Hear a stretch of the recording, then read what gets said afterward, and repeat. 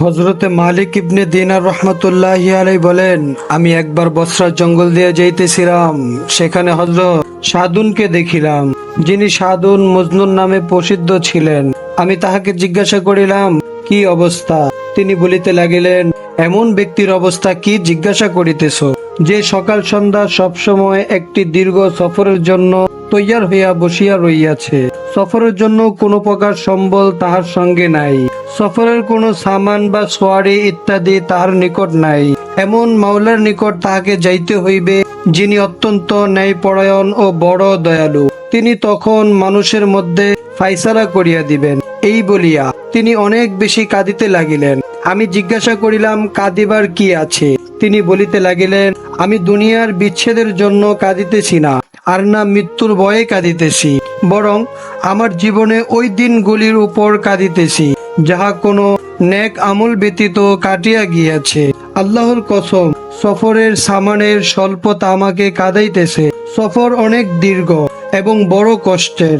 এই সফরে অনেক ঘাটি সম্মুখে আসিবে, অথচ আমার নিকট সফরের কোনো সামান মজুদ নাই।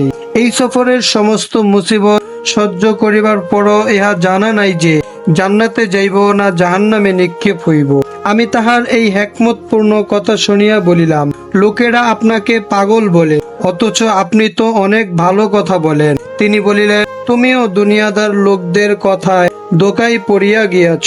আমি পাগল নয়, আমার মনিবের মহাব্বত আমার অন্তরে, আমার কলিজায়, আমার গোশত ও চামড়ায় এবং আমার হাড়ে ঢুকিয়া গিয়াছে। তাহার মহাব্বতে আমি হয়রান ও পেরেশান থাকি। এই কারণে দুনিয়ার পাগলেরা আমাকে পাগল বলে। আমি জিজ্ঞাসা করিলাম, আপনি কেন মানুষের নিকট হইতে পলায়ন করেন, জঙ্গলে পড়িয়া থাকেন? ইহা শুনিয়া তিনি দুইটি কবিতা পাঠ করিলেন, যাহার অর্থ এই, মানুষের নিকট হইতে সর্বদা দূরে থাকো এবং সবসময় আল্লাহ তাআলার সান্নিধ্য অবলম্বন করো। যখনই যেইভাবে তোমার মনে চায় মানুষকে পরীক্ষা করিয়া দেখো, তুমি সর্ব অবস্থায় তাহাদিগকে বিচ্ছুর ন্যায় দেখিতে পাইবে, কেননা কষ্ট দেওয়া ছাড়া তাহাদের আর কোনো কাজ নাই।